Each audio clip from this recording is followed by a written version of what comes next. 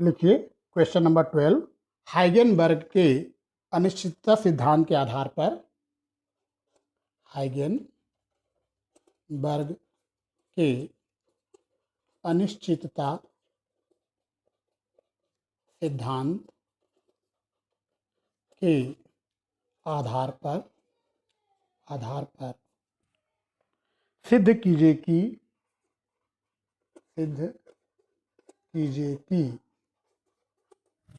Electron नाभिक में सिद्ध कीजिए कि इलेक्ट्रॉन नाभिक में स्थित नहीं रह सकता है। सिद्ध कीजिए कि इलेक्ट्रॉन नाभिक में नहीं रह सकता है।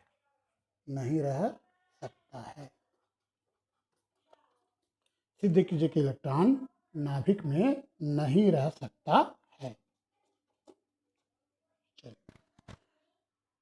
ठीक है, तो इलेक्ट्रॉन ये बताना है कि नाभिक के अंदर इलेक्ट्रॉन नहीं हो सकता है। ये हाइगेनबर्ग के अनिश्चितता सिद्धांत से आपको बताना है।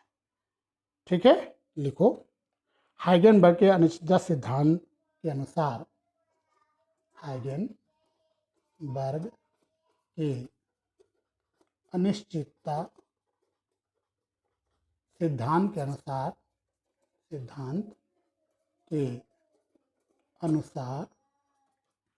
हाइगेनबर्ग के अनिश्चितता सिद्धांत के अनुसार del x dot del P is equal to H होता है।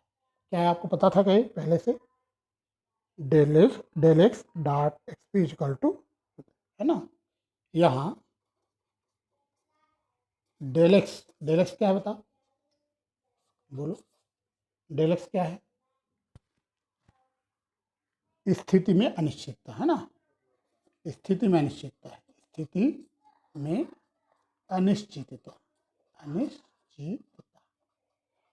है, स्थिति में अनिश्चितता है। तथा डेल पी क्या है, बोलो। वेरी गुड, बिल्कुल सही जवाब है। वेरी गुड, संवेग में अनिश्चितता।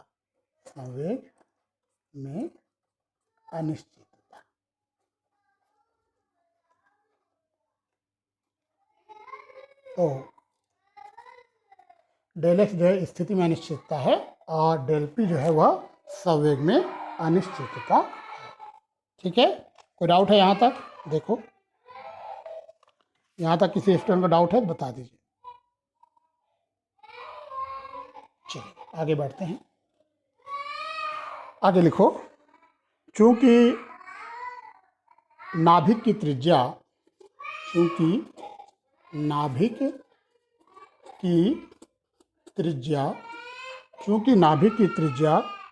10 टू द पावर -14 मीटर होती है। चूंकि नाभिक की त्रिज्या 10 टू द पावर -14 मीटर होती है, अतः इलेक्ट्रॉन के नाभिक में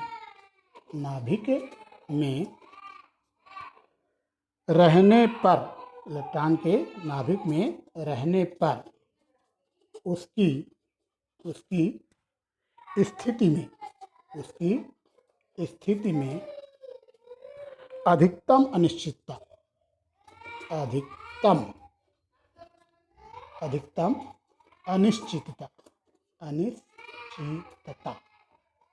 है ना।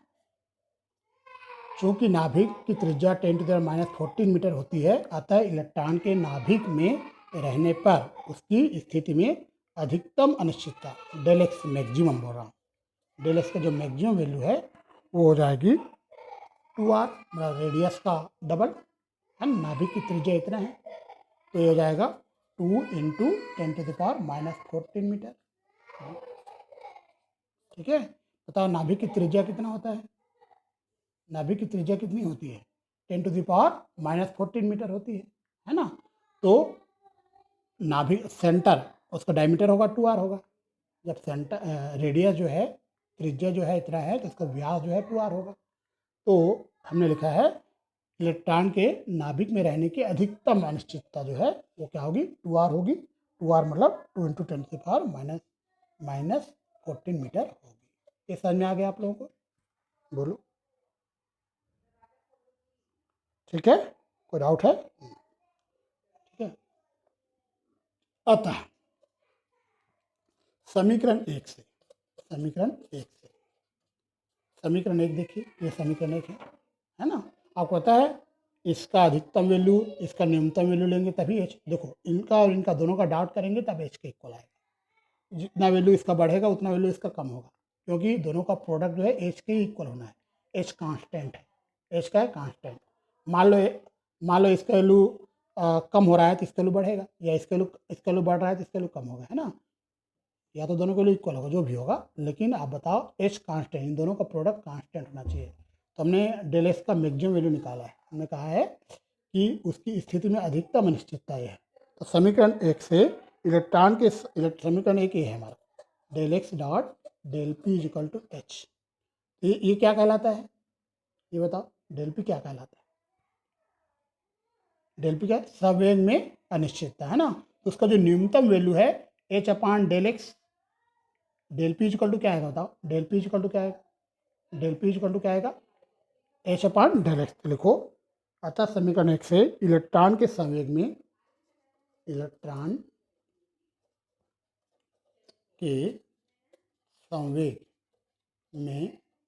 न्यूनतम अनिश्चितता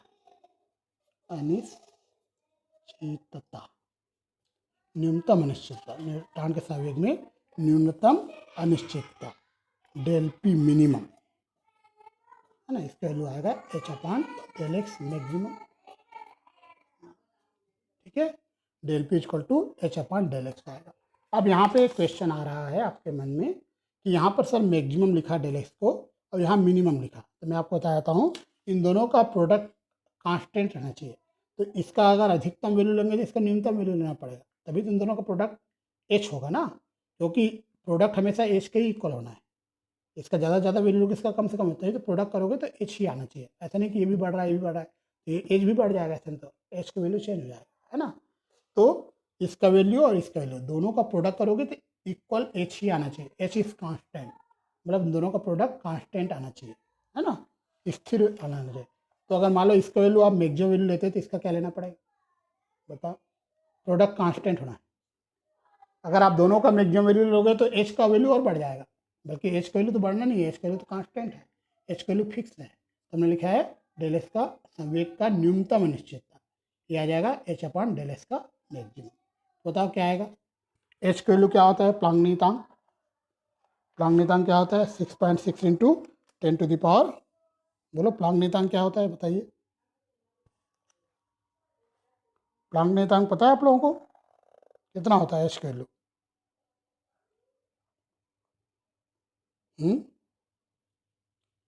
एच का वैल्यू कितना होता है जी?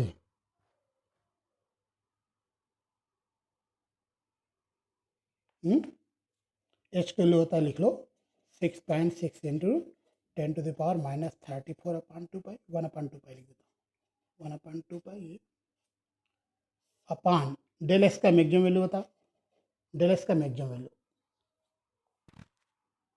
डेल एक्स का मैक्सिमम वैल्यू कितना है, 2 इंटू 10⁻⁻14 मीटर। तो डेल एक्स का मैक्सिमम वैल्यू ये है, एच का वैल्यू होता है 1/2 पाई 6.6 इंटू 10⁻⁻34। थोड़ा सॉल्व कर लेते हैं, ये जाएगा 6.6 इंटू 10⁻⁻34 अपान 2 पाई और इंटू है 2 इंटू 10⁻⁻14, पाई को लो 3.14 रख लेते हैं, 6 इंटू 6 10⁻⁻34 अपान 2 इंटू 3.14 इंटू 2 इंटू 10⁻⁻14। चलिए नोट कर लीजिए यहाँ तक। तो यहाँ से इसको पूरा सॉल्व करेंगे ना, इसको पूरा आप सॉल्व कर लीजिएगा, तो हमारा आंसर आ रहा है 5.275 इंटू 10⁻⁻21। ठीक है, इसको आप सॉल्व कर लीजिएगा, तो ये आ रहा है 5.2 2.75 इंटू 10⁻21। और जो संवेग है, संवेग का मात्रक क्या होगा था? संवेग का यूनिट क्या लिखोगे? इसका मात्रक क्या लिखोगे? किलोग्राम मीटर पर सेकंड, है ना? किलोग्राम मीटर पर सेकंड, किलोग्राम मीटर पर सेकंड। किलोग्राम पूरा लिख लेना, की हो गया, किलोग्राम पूरा लिख लेना, किलोग्राम मीटर पर सेकंड। ओके, तो कितना आ रहा है बताओ? संवेग में न्यूनतम अनिश्चितता कितना आ रहा है बताओ? संवेग में न्यूनतम अनिश्चितता कितना है, बोलो? ये आ रहा है 5.275 इंटू 10⁻21 किलोग्राम मीटर पर सेकंड है। ठीक है, चलिए आगे बढ़ते हैं।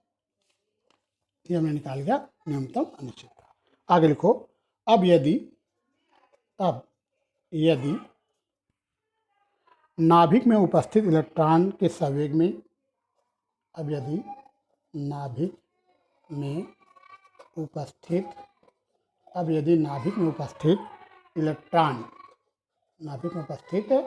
इलेक्ट्रॉन के संवेग में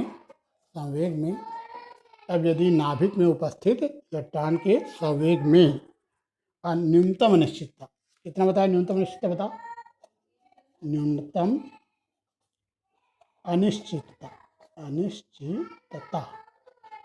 अनिश्चितता 5.275 इंटू 10⁻21 किलोग्राम मीटर पर सेकंड, है ना? किलोग्राम मीटर पर सेकंड है। तो इलेक्ट्रॉन का संवेग,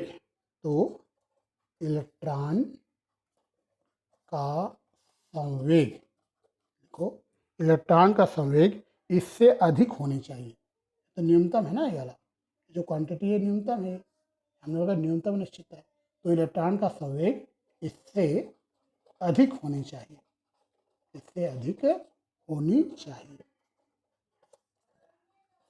ठीक है, क्योंकि न्यूनतम अनिश्चितता है, संवेग में न्यूनतम अनिश्चितता है। तो हमने कहा इलेक्ट्रॉन का संवेग इससे क्या होना चाहिए? अधिक होनी चाहिए।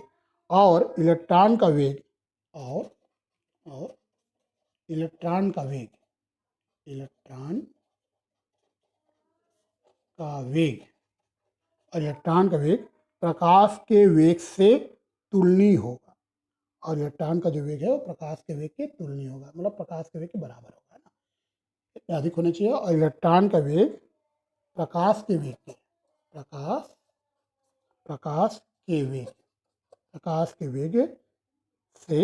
तुलनीय होगा, प्रकाश के वेग से तुलनीय होगा। आगे लिखो, सापेक्षिकता के सिद्धांत से, सापेक्षिकता के सिद्धांत से, तो मैं ये बता रहा हूँ, है ना? देखो अब आ रहा है सही, देखो एक बार रीस्टार्ट करके देखो, रीजॉइन करके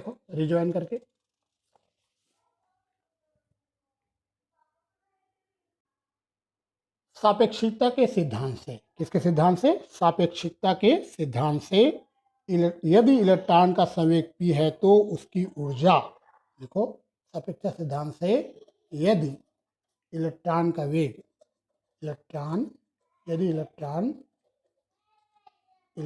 का संवेग, यदि इलेक्ट्रॉन का संवेग p है तो, उसकी ऊर्जा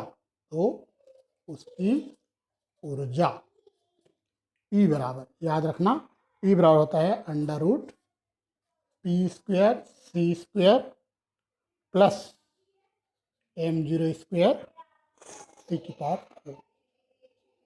E बराबर होता है p² प्लस m02 और c की पावर 4। याद रहेगा, ये याद रहेगा, है ना? तो पी स्क्वायर सी स्क्वायर एम जीरो स्क्वायर सी स्क्वायर। अगर एम बहुत ही कम है तो इसको आप इग्नोर कर दोगे, तो इसको लिख सकते हो लगभग इक्वल होता है पी सी के, लगभग इक्वल पी सी, है ना। अगर m बहुत ही छोटी क्वांटिटी है m0, क्योंकि इलेक्ट्रॉन का मास बहुत कम होता है, इसको इग्नोर कर देंगे, मतलब इसको जीरो के मान लेंगे, नगण्य मान लेंगे, बहुत छोटा मान लेंगे, इसको हटा देंगे तो ये लगभग पी सी के बराबर होता है। अब बताओ p कितना है, p का न्यूनतम वैल्यू कितना है बताइए, थोड़ा पहले हमने बताया था, बोलो। 5.275 -21। और c कितना होता है, c के लिए होता है 3 × 10⁸, है ना। तो ई का लगभग जो वैल्यू होगा, ई का लगभग वैल्यू आएगा 15.825 इंटू 10⁻³ -13 जूल, तो ई के वैल्यू आ रहा है 15.825 इंटू 10⁻13 जूल, ठीक है। अगर इसको इलेक्ट्रॉन वोल्ट में कन्वर्ट करें, जूल को अगर इलेक्ट्रॉन वोल्ट में कन्वर्ट करना है तो किससे डिवाइड करना पड़ेगा बताओ। जूल को इलेक्ट्रॉन वोल्ट में कन्वर्ट करना है तो 1.6 इंटू 10⁻19 से डिवाइड कर दीजिए, तो ये बन जाएगा इलेक्ट्रॉन वोल्ट, ठीक है। इसको अब डिवाइड कर दो 1.6 इंटू 10⁻19 से। मैं आप लोगों को बताया था सब बच्चों को याद रखना, 1 जूल इक्वल टू होता है, 1 जूल बराबर होता है 1.6 इंटू 1 जूल बराबर नहीं, 1 इलेक्ट्रॉन वोल्ट बराबर, सॉरी, 1 इलेक्ट्रॉन वोल्ट बराबर होता है 1.6 इंटू 10⁻19 जूल, है ना। 1 इलेक्ट्रॉन वोल्ट क्या होता है 1.6 में 10, तो 1 जूल क्या होगा, 1 जूल बराबर 1/1.6 इंटू -19 इलेक्ट्रॉन वोल्ट होगा, है ना। याद रखो इसको, 1 इलेक्ट्रॉन वोल्ट इतना होता है तो 1 जूल इतना होगा। तो जूल को जब इलेक्ट्रॉन वोल्ट में कन्वर्ट करोगे तो इससे मल्टीप्लाई करना होगा, इस क्वांटिटी से मल्टीप्लाई करोगे तब जूल इलेक्ट्रॉन वोल्ट में कन्वर्ट होगा, है ना। याद रखना, आप लोग याद रखें। चलिए तो इसको सॉल्व कर लेते हैं। ई का वैल्यू आएगा, लगभग वैल्यू हमारा ई का आ रहा है 9.89 इंटू 10⁶, 10⁶ इलेक्ट्रॉन वोल्ट, ठीक है। या आप बोल सकते हो 9.89 मेगा इलेक्ट्रॉन, 10⁶ को मेगा बोलते हैं, मेगा इलेक्ट्रॉन वोल्ट, ठीक है। ई का लगभग वैल्यू आ रहा है 9.89 मेगा इलेक्ट्रॉन वोल्ट, ठीक है।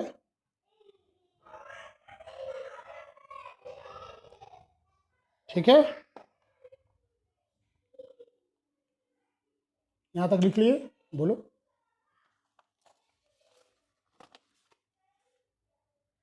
यहां तक हो गया सबका,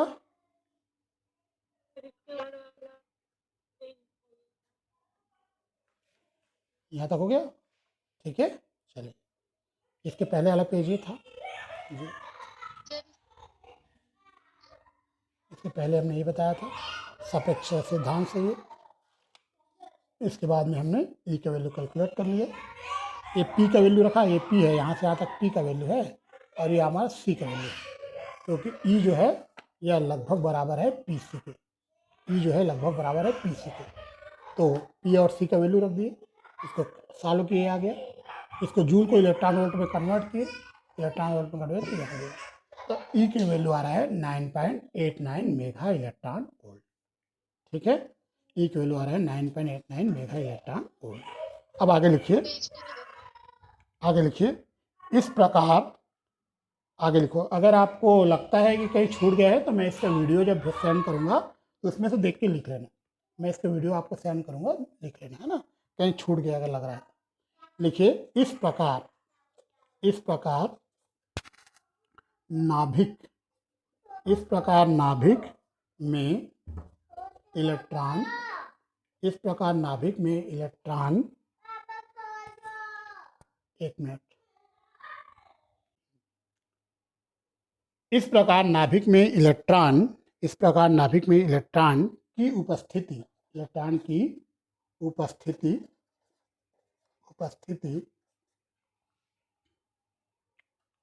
इलेक्ट्रॉन की उपस्थिति मानने पर इलेक्ट्रॉन की ऊर्जा लगभग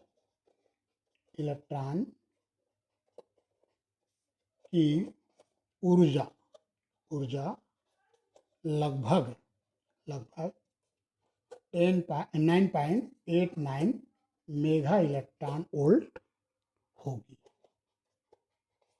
इस प्रकार नाभिक में इलेक्ट्रॉन की उपस्थिति मानने पर इलेक्ट्रॉन की ऊर्जा लगभग 9.89 मेगा इलेक्ट्रॉन होगी। जबकि नाभिक से उत्सर्जित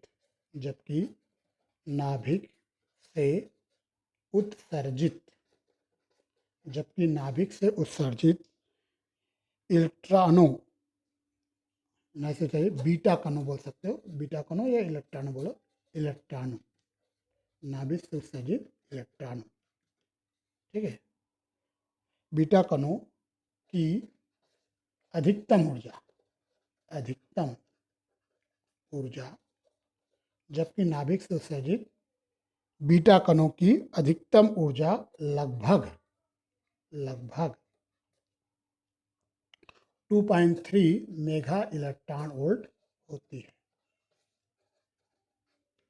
नाभिक से उत्सर्जित बीटा कणों की अधिकतम ऊर्जा लगभग 2.3 मेगा इलेक्ट्रॉन वोल्ट होती है। लेकिन अगर नाभिक में अगर इलेक्ट्रॉन है तो कितना होना चाहिए ऊर्जा उसका, बताओ। यदि हम नाभिक में इलेक्ट्रॉन को मान लें तो 9.89 मेगा इलेक्ट्रॉन वोल्ट होनी चाहिए, लेकिन होती कितना है बीटा इलेक्ट्रॉन का। इसका मतलब ये है कि नाभिक इलेक्ट्रॉन में नहीं रह सकता है ना। लिखो, इससे यह निष्कर्ष निकलता है कि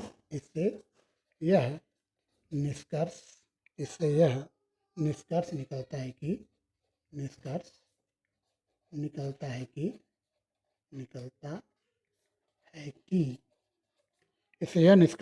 है कि नाभिक में इलेक्ट्रॉन उपस्थित नहीं रह सकता है। नाभिक में इलेक्ट्रॉन उपस्थित नहीं रह सकता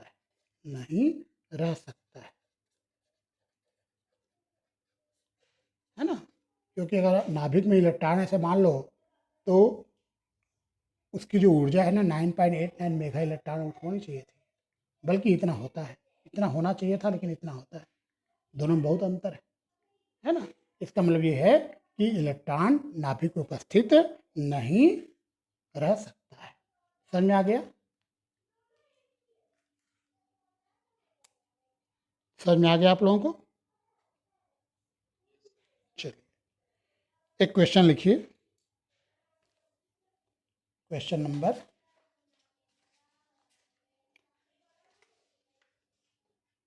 नेक्स्ट क्वेश्चन लिखिए। क्वेश्चन नंबर कौन सा बताओ? नेक्स्ट क्वेश्चन नंबर कौन? 13 लिखो। क्वेश्चन नंबर 13, हाइगेनबर्ग के अनिश्चितता सिद्धांत के आधार पर हाइगेनबर्ग के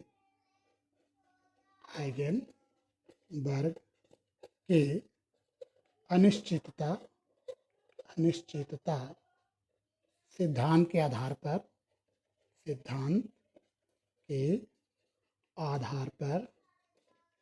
हाइगेनबर्ग के अनिश्चितता सिद्धांत के आधार पर बोर की प्रथम कक्ष की त्रिज्या ज्ञात कीजिए।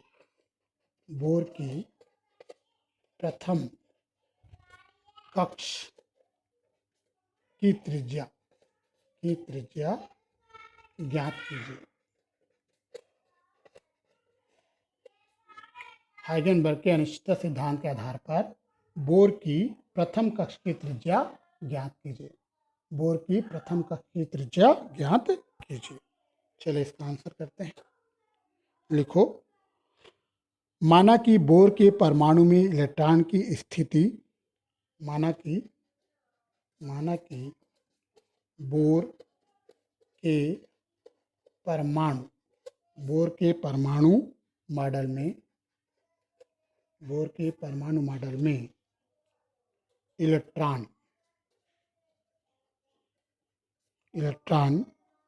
की स्थिति की अनिश्चितता माना कि बोर के परमाणु मॉडल में इलेक्ट्रॉन की स्थिति की अनिश्चितता डेल एक्स है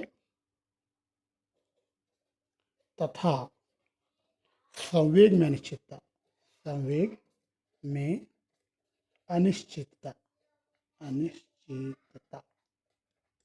तथा संवेग में अनिश्चितता डेल पी है। तब हाइगेनबर्ग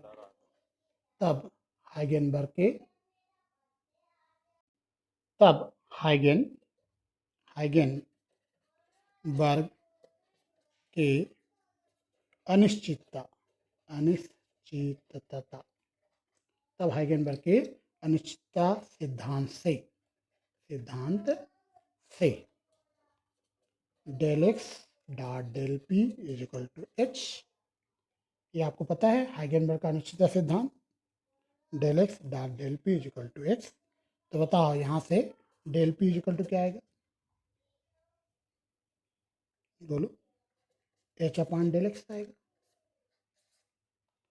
del P is equal to आएगा एच अपान डेल एक्स।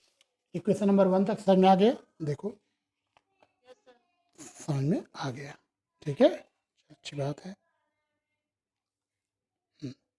तो ये आपका समझ में आ गया, ओके। आगे लिखते हैं, इलेक्ट्रॉन की गतिज ऊर्जा में अनिश्चितता।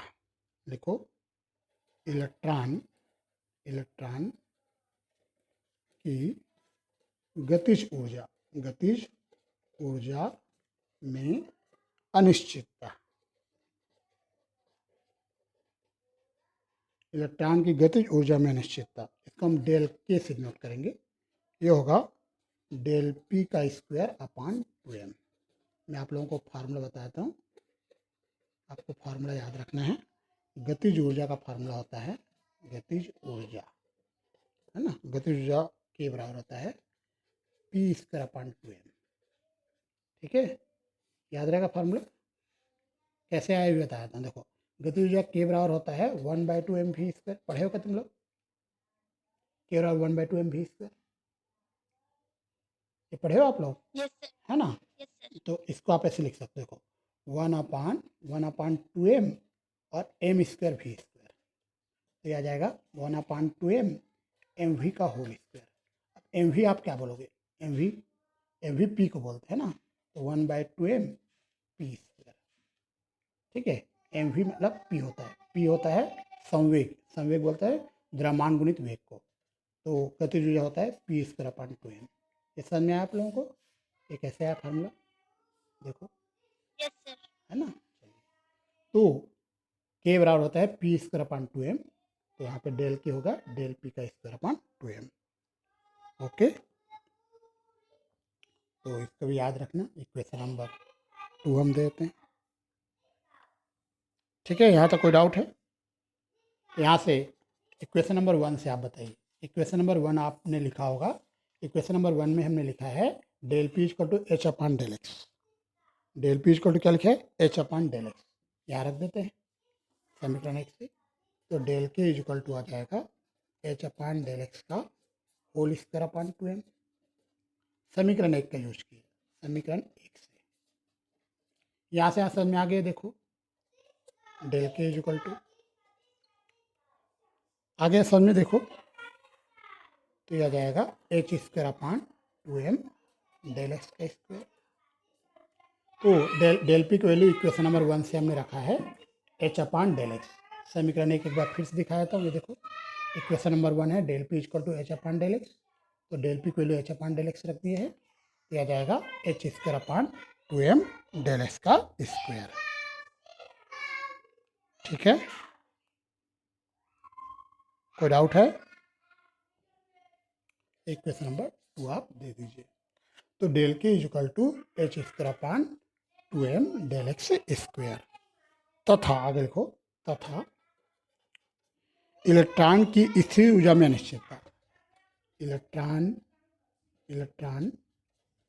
की स्थितिज ऊर्जा में अनिश्चितता तथा इलेक्ट्रॉन की स्थिर ऊर्जा में अनिश्चितता। इसको आप डेल यू बोलो, डेल यू। ये होता है, लिखो 1/4 पाई एप्सिलॉन 0 1/4 पाई एप्सिलॉन 0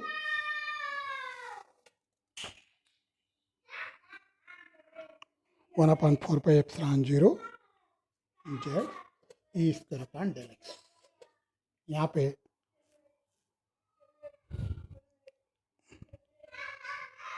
पे जो डेल एक्स है स्थिति में अनिश्चितता है। ई जो है आपका इलेक्ट्रॉन का आवेश है ना, ई जो है इलेक्ट्रॉन का आवेश है।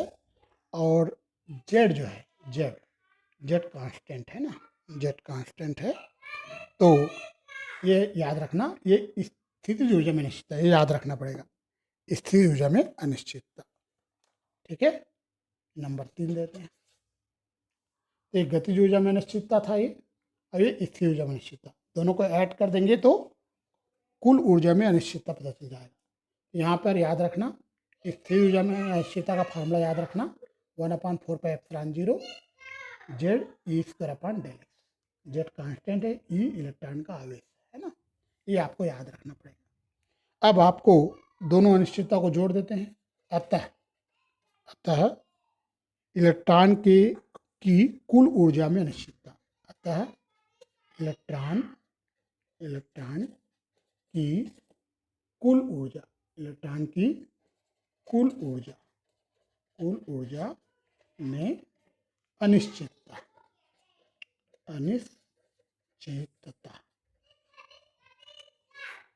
अतः इलेक्ट्रॉन की कुल ऊर्जा में अनिश्चितता। इसको हम डेल ई से नोट कर रहे हैं। ये हो जाएगा डेल के प्लस डेल यू, दोनों को ऐड कर देंगे तो कुल ऊर्जा में अनिश्चितता पता चल जाएगा। अब डेल के का वैल्यू इक्वेशन नंबर 2 में आपको दिख रहा है, डेल के का वैल्यू ये रख देंगे, और डेल यू का वैल्यू ये है ना। ये हो जाएगा, डेल के का वैल्यू हमारा है H square upon 2m del x का स्क्वायर, प्लस डेल यू हमारा है 1/4 पाई एप्सिलॉन 0 जेड ई स्क्वायर अपान डेल एक्स। दोनों को ऐड कर देंगे, डेल के और डेल यू को। इस प्रकार से हमें डेल ई मिल जाएगा। नोट कर लीजिए जल्दी।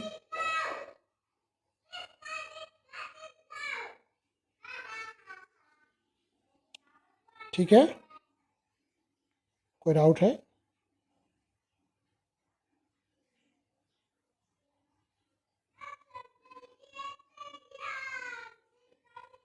यहाँ तक किसी को डाउट है क्या? देखो, नो डाउट है ना, ठीक है। लेकिन इस ऊर्जा में अनिश्चितता निगेटिव में आएगा, इसको माइनस में लिखो, ये निगेटिव में रहेगा। इस ऊर्जा में अनिश्चितता माइनस, यहाँ माइनस आएगा। इस ऊर्जा में अनिश्चितता निगेटिव में रहेगा, 1/4 पाई एप्सिलॉन 0 जेड ई स्क्वायर अपान डेल एक्स, ये निगेटिव में रहेगा, यहाँ निगेटिव आएगा। ठीक है, इसे इक्वेशन नंबर 3 दे दीजिए। ये हमारा आया इलेक्ट्रॉन की कुल ऊर्जा में अनिश्चितता। ठीक है, आगे लिखो, ऊर्जा में अनिश्चितता। आगे लिखो, हाँ इक्वेशन नंबर 4, इक्वेशन नंबर 4 दीजिए। ठीक है, इक्वेशन नंबर 4 दीजिए। अब आगे लिखिए, यहाँ तक आपने कंप्लीट कर लिया। Del U is equal to, आगे लिखो, ऊर्जा में अनिश्चितता में, देखो ऊर्जा में अनिश्चितता, ऊर्जा में अनिश्चितता में या के लिखो, के न्यूनतम होने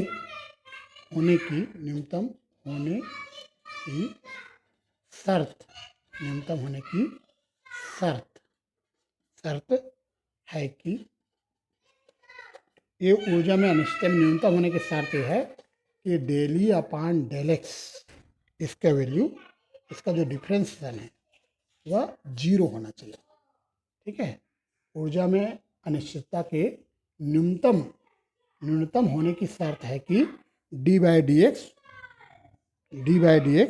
सॉरी ये उल्टा लिख दिया, ऐसा नहीं, सॉरी ऐसे लिखो, आप ऐसे लिखिए फिर से, D by D X D by D del E by del D del X ये जीरो होना चाहिए।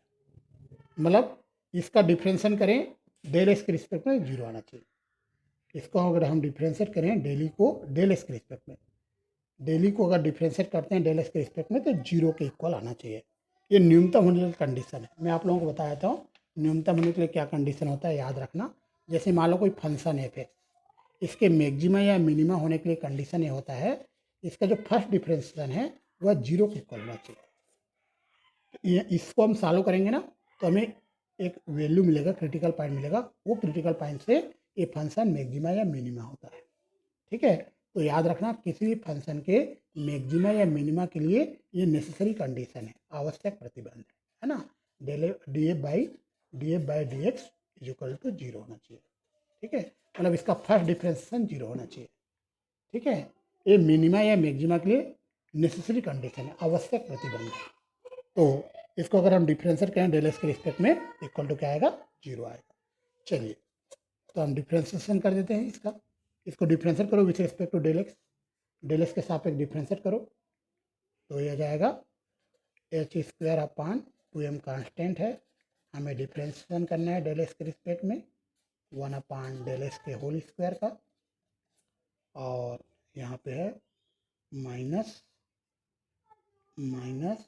जेड ई square upon 4 pi epsilon zero बाहर रहेगा, हमें डिफरेंशिएट करना है डेल एक्स के रिस्पेक्ट में 1 अपान डेल एक्स को, हम डिफरेंशिएशन कर रहे हैं इक्वल टू जीरो लिखना। ठीक है, तो हम इस डेली को, ये जो डेली का वैल्यू है इसको हम डिफरेंशिएशन कर रहे हैं with respect to del x के सापेक्ष इसका डिफरेंशिएशन कर रहे हैं और इक्वल टू जीरो लिखेंगे। ठीक है, समझ में आ गया? बताइए इसका डिफरेंशिएशन क्या होगा डेल एक्स के रिस्पेक्ट में, एच स्क्वायर अपान 2m, इसका डिफरेंशिएशन आएगा -2 अपान डेल एक्स का होल क्यूब हो जाएगा। डिफरेंशिएशन आता है आप लोगों को, 1 बाई एक्स स्क्वायर का -2 बाई एक्स क्यूब होता है। ये डिफरेंशिएशन आपको सिखाया था हूँ। जैसे मान लो डिफरेंशिएशन कर रहे हैं 1 अपान एक्स स्क्वायर का तो -2 अपान एक्स क्यूब होता है। पता है क्या आप लोगों को डिफरेंशिएशन, है ना? तो यहाँ पर इसका डिफरेंशिएशन हो जाएगा -2 upon x cube minus z ई square upon 4 pi epsilon zero, इसका डिफरेंशिएशन आ जाएगा -1 अपान डेल एक्स का whole square is equal to zero. देखो इसका डिफरेंशिएशन आ जाएगा -1 अपान डेल एक्स का होल स्क्वायर। देखिए समझ में आ गया आप लोगों को?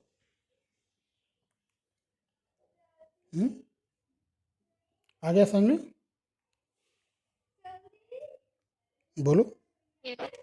चलिए तो आप इसको उधर ले जाओ राइट साइड, ये तो प्लस हो जाएगा, ये वाला माइनस है, इधर को उधर जाओ, ले जाओ उस साइड ले जाओ, तो यहाँ से 2 कैंसिल हो जाएगा, है ना, इधर जाएगा तो ये जाएगा जेड ई square upon 4 pi epsilon zero 1 upon del x का स्क्वायर इक्वल टू हो जाएगा, ये 2 कैंसिल हो जाएगा, H square upon m del x का cube.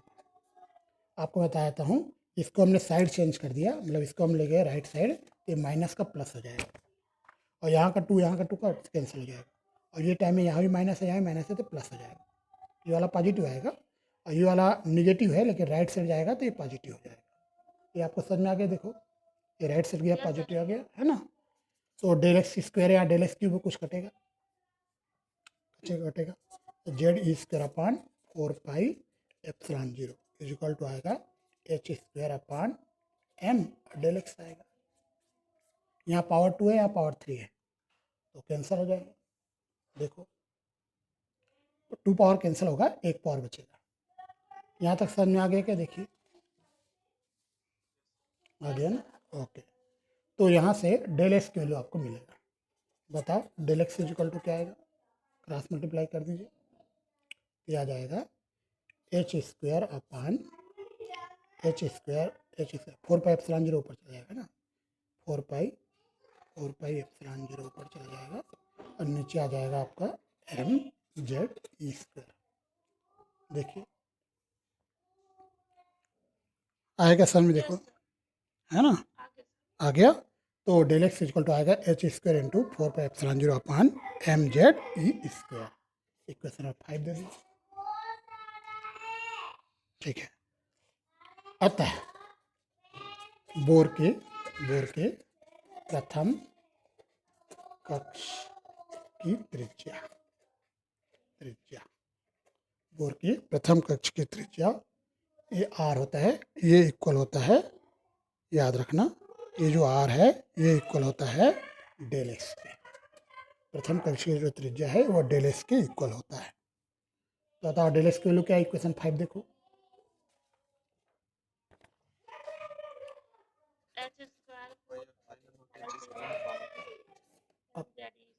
M z E square, ये लीजिए। ठीक है, कोई डाउट है? नो डाउट ना, ठीक है।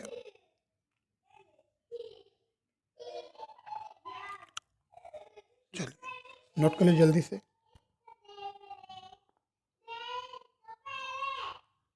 हो गया, बोलो। लिखो यही, लिखो ये, या इसको ऐसे लिख सकते हैं अच्छे से, 4 pi epsilon 0 h square upon m z ई स्क्वायर, ऐसे भी लिख सकते हो, ये भी चलेगा, है ना, ऐसे भी लिख लो। यही बोर के प्रथम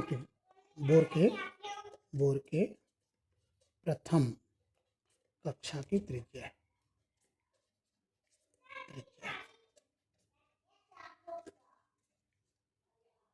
यही बोर के प्रथम कक्षा की त्रिज्या है।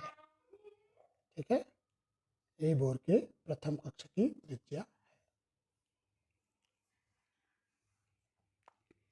चलिए यहाँ तक कर लोगे, एग्जाम में आएगा तो देखो। ओके,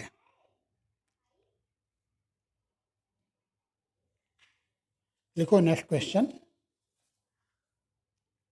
क्वेश्चन नंबर 14 लिखिए।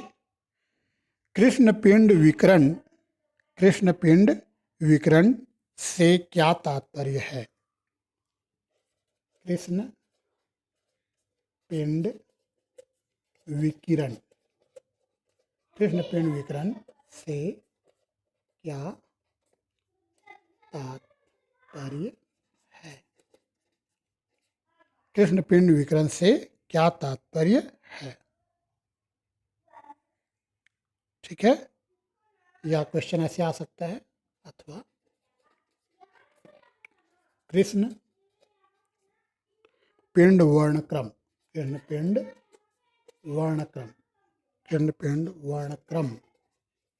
से क्या तात्पर्य है?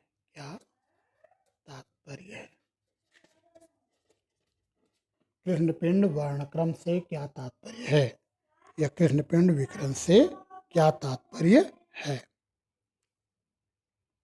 ठीक है, लिखिए आंसर। क्वेश्चन नोट कर लिए सभी?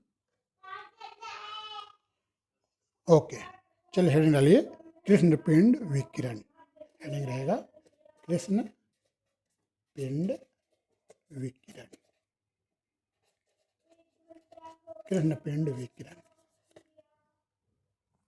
लिखो, वह पिंड जो अपने पृष्ठ पर आपतित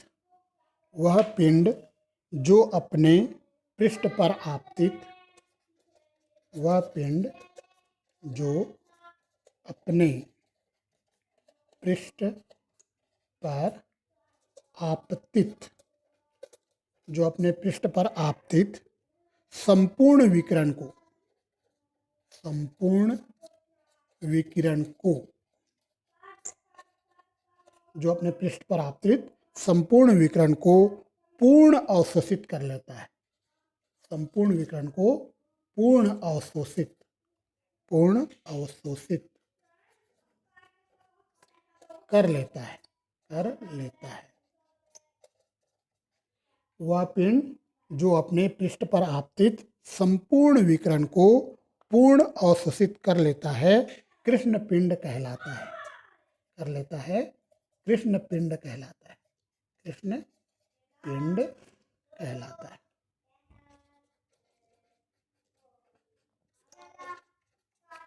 वह पिंड जो अपने पृष्ठ पर आपतित संपूर्ण विकिरण को पूर्ण अवशोषित कर लेता है, कृष्ण पिंड कहलाता है। ठीक है, आगे लिखो। गर्म अवस्था में कृष्ण पिंड से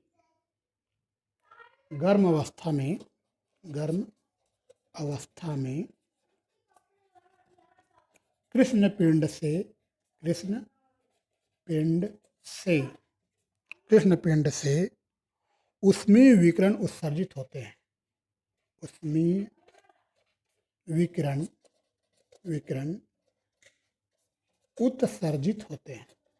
उत्सर्जित होते हैं।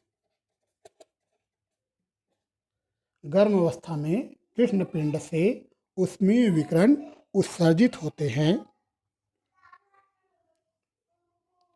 यदि कृष्ण पिंड को विभिन्न तापों में रखकर कृष्ण पिंड को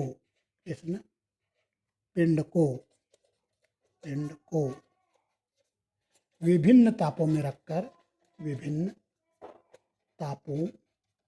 में रखकर यदि कृष्ण पिंड को विभिन्न तापों में रखकर इससे उत्सर्जित ऊर्जा उत्सर्जित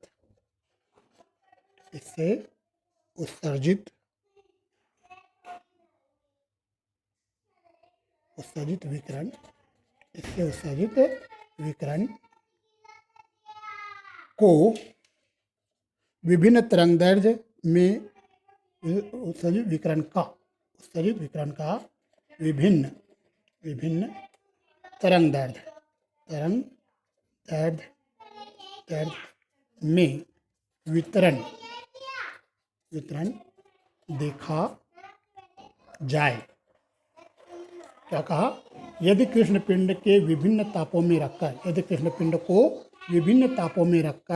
इससे उत्सर्जित विकिरण का विभिन्न तरंगदैर्ध्य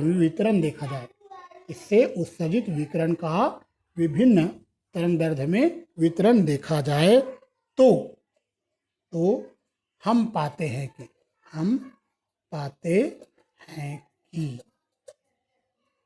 फिर से सुनो, मैंने लिखा है गर्म अवस्था में कृष्ण पिंड से ऊष्मीय विकिरण उत्सर्जित होते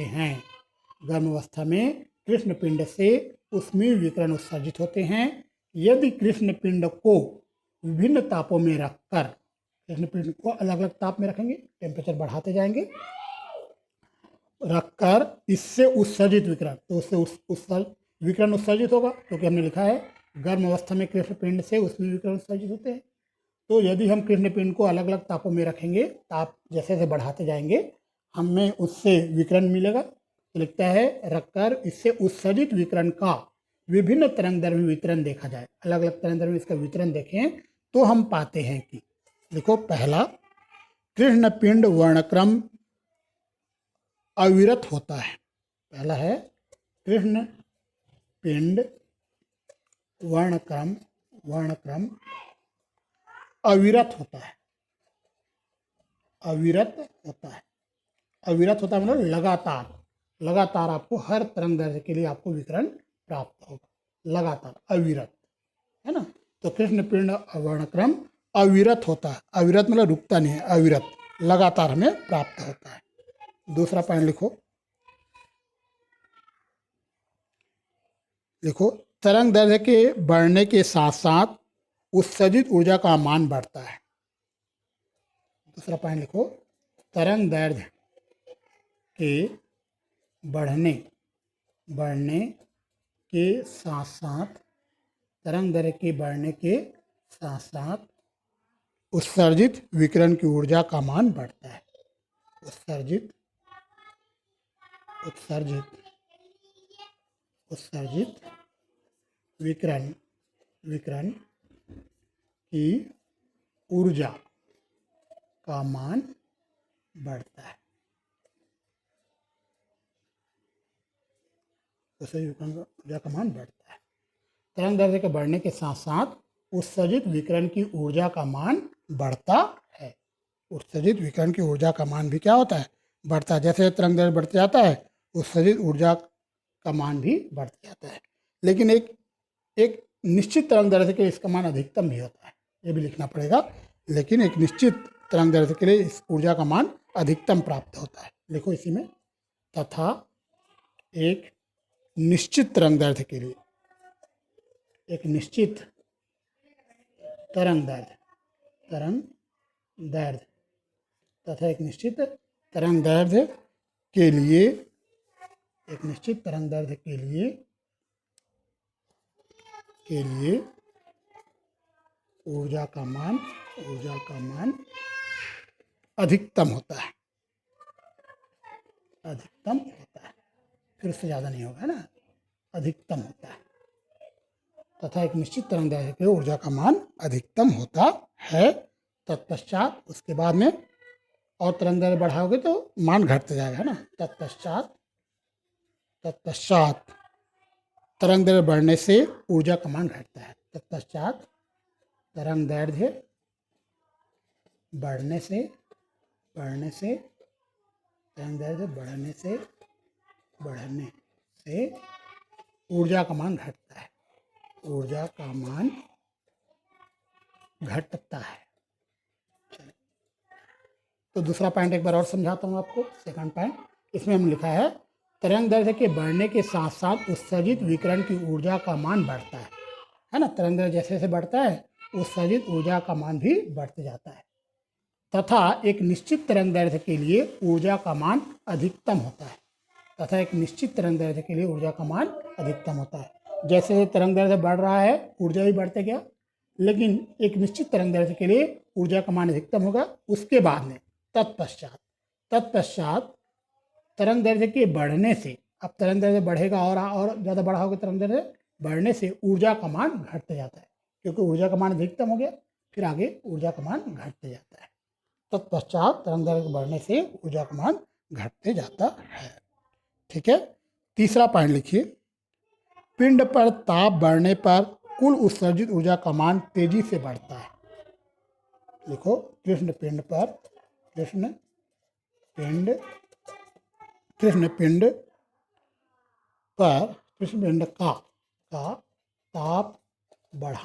ताप बढ़ाने से कृष्ण पिंड का ताप बढ़ाने से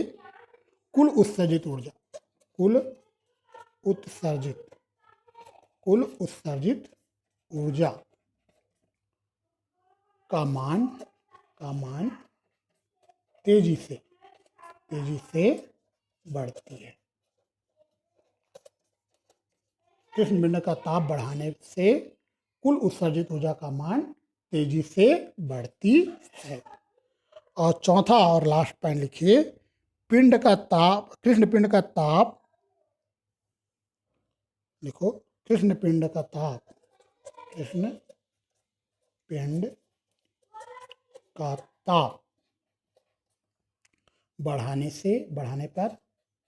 बढ़ाने पर हमने कहा कुल उत्सर्जित ऊर्जा का मान बढ़ता है ना, लेकिन अधिकतम ऊर्जा के संगत जो तरंग दैर्ध्य है उसका मान घटता है ना। ऊर्जा तो बढ़ता है, लेकिन उनके संगत जो तरंग दैर्ध्य है उसका मान घटता है। बढ़ाने पर अधिकतम ऊर्जा से संगत, अधिकतम ऊर्जा के संगत जो तरंग दैर्ध्य है, कृष्ण पिंड का ताप बढ़ाने पर अधिकतम ऊर्जा के संगत तरंग दैर्ध्य अधिकतम ऊर्जा के संगत तरंग दैर्ध्य का मान घटता है, है ना। तो एक निश्चित तरंग दैर्ध्य पर ऊर्जा अधिकतम होता है, मैंने बताया था, है ना। मैंने आपको कहा था एक निश्चित तरंग दैर्ध्य पर ऊर्जा का मान अधिकतम होता है। लेकिन जब हम कृष्ण पिंड पर ताप और बढ़ाते जाते हैं तो अधिकतम ऊर्जा के संगत जो तरंग दैर्ध्य है उसका मान घटता है। ठीक है। तो इस प्रकार से हमने कृष्ण पिंड विकिरण की व्याख्या किया है। 4 पॉइंट। ठीक है, एग्जाम में आएगा, नोट कर लोगे आप लोग।